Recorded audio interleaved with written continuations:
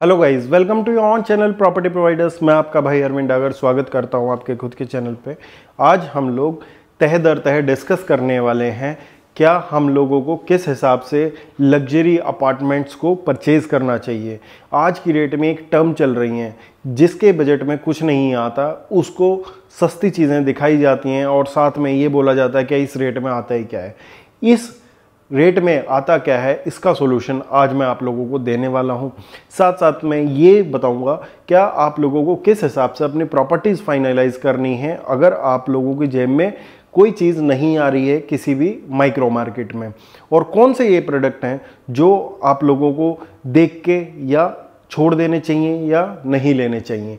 तो आप बने रहें पूरी वीडियो में। जो पहली बार आए हैं वो चैनल को सब्सक्राइब और वीडियो को लाइक ज़रूर करें।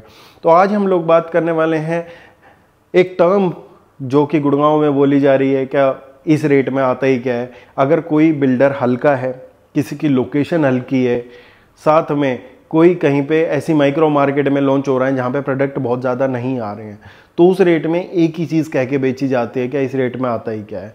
अगर उस रेट में कुछ नहीं आता है और उस रेट में वो प्रोडक्ट आ रहा है तो उस प्रोडक्ट की असली वैल्यू वो ही है। उस प्रोडक्ट की असली वैल्यू वो नहीं है जो अच्छी लोकेशन और अच्छे बिल्डर लेके आ रहे हैं। जिस प्रोडक्ट की जो वैल्यू होगी बिल्डर आपसे वही लेगा। बिल्डर ना तो आपका रिश्तेदार है ना मेरा रिश्तेदार है जो हम लोगों से कम पैसे ले लेगा, और जो बड़ी सोसाइटीज़ हैं, जो अल्ट्रा लग्जरी सोसाइटीज़ हैं, उनके सारी फीचर हम लोगों को डाल के दे देगा। हर एक बिल्डर अपने प्रॉफिट के लिए बैठा है, ठीक है। तो कोई भी आप लोगों को आगे से ये बोलता है क्या इस रेट में आता क्या है, ये ले लीजिए, उससे पहले आप लोगों को कुछ सवाल पूछने हैं दूसरे आदमी से। वो सवाल क्या क्या होने चाहिए? सबसे पहले सवाल होना चाहिए उस पर्टिकुलर सेक्टर के बारे में या उस पर्टिकुलर लोकेशन के बारे में।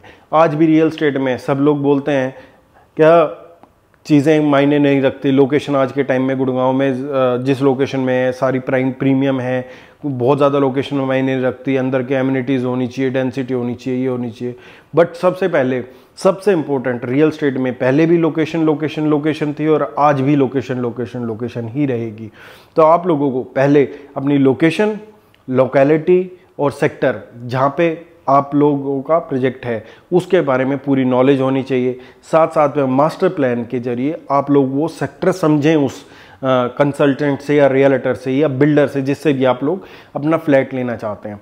उसके बाद आप लोगों का नेक्स्ट क्वेश्चन डेवलपर को लेके होना चाहिए। डेवलपर ने आज तक क्या क्या डेवलप किया है, किस हिसाब से डेवलप किया है, कितना टाइमली डेवलप किया है और कितने प्रोजेक्ट्स लेट हुए हैं, साथ साथ में कितने प्रोजेक्ट फंड से बने हैं और कितने प्रोजेक्ट फंड से नहीं बने हैं। ये भी आप लोगों को चीज़ उस बिल्डर से पूछनी है जब भी आप लोग देखेंगे प्रोडक्ट को या खरीदने जाएंगे वो प्रोडक्ट। तीसरा क्वेश्चन आप लोगों का सबसे महत्वपूर्ण होना चाहिए, क्या जिस रेट में वो आ रहा है प्रोडक्ट उसके कंपैरिजन में क्या उस माइक्रो मार्केट में या उस सेक्टर में, लोकेलिटी में प्रॉपर वही रेट चल रहा है। अगर आप लोग रीसेल का रेट देखेंगे तो रीसेल के रेट निकालना सबसे आसान है आज की रेट में। आप किसी भी वेबसाइट पे जाइए, चाहे वो 99 एकड़ हो, मैजिक ब्रिक्स हो, हाउसिंग.com हो, वहाँ से जो साथ के प्रोजेक्ट्स हैं उनका एवरेज रेट लेके और एवरेज कैलकुलेशन कर लीजिए। उसमें आप लोगों को रेट का पता लग जाएगा कि कितना रेट आया है, किस रेट पे वो लॉन्च हुआ था और कितना रेट अब तक वहाँ का पहुँचा है। तो आप लोगों को ये अंदाज़ आ जाएगा कि इतने % हम लोगों के प्रोजेक्ट के चांसेस भी हैं अप्रिशिएट होने के अगर आप प्रॉपर इन्वेस्टर हैं।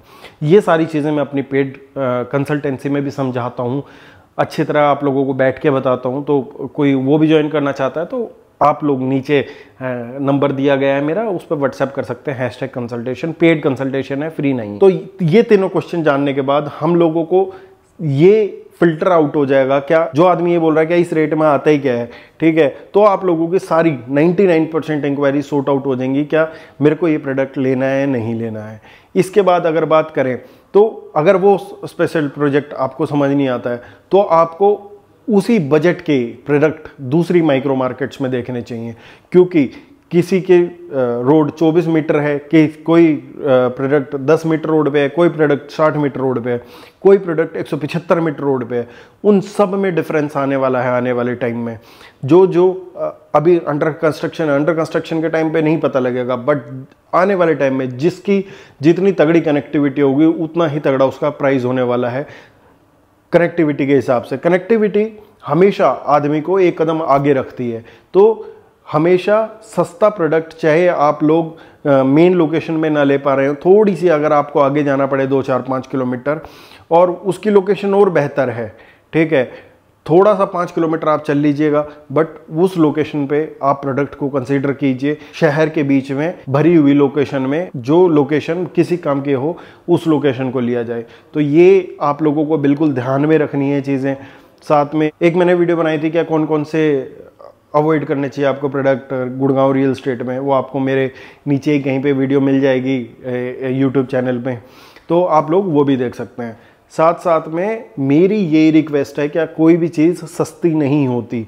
बिल्डर अपना लोकेशन के और प्रोडक्ट के हिसाब से ही अपने प्राइस लेता है, तो उसी हिसाब से आप लोगों को भी अपनी जर्नी आगे चलानी है और अपनी जर्नी में बढ़ना है।